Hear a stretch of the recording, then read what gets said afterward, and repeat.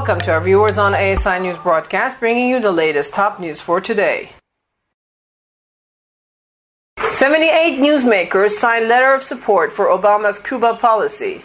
Anticipating strong GOP opposition during President Obama's State of the Union Tuesday night, the State Department circulated a letter signed by 78 prominent newsmakers and government officials touting the benefits of normalizing relations with Cuba.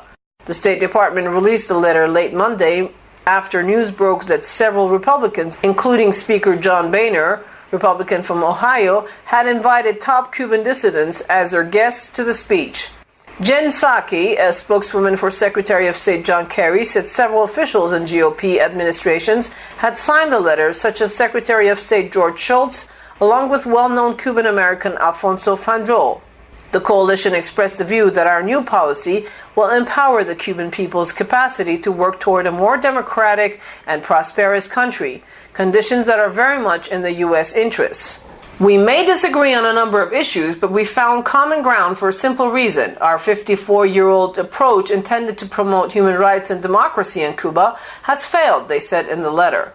They also praised the administration's efforts to stress the need for human rights concessions in ongoing talks with Havana and secure the release of several political prisoners, including Alan Gross, who will be the guest of First Lady Michelle Obama Tuesday night.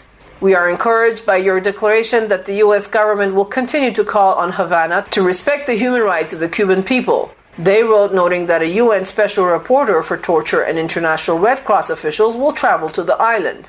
Other notable signers include President Clinton's National Security Advisor Sandy Berger, former U.S. Ambassador to the UN and New Mexico's Governor Bill Richardson, political scientist and economist Francis Fukuyama, as well as other notables like former U.S. Ambassador Thomas Pickering and former Deputy Secretary of State Strobe Talbot, and 3 former Assistant Secretaries of State for the Western Hemisphere. The latest news brought to you from the American Studies Institute from Tehran. You can also check our website at www.asipress.us. Thanks for watching.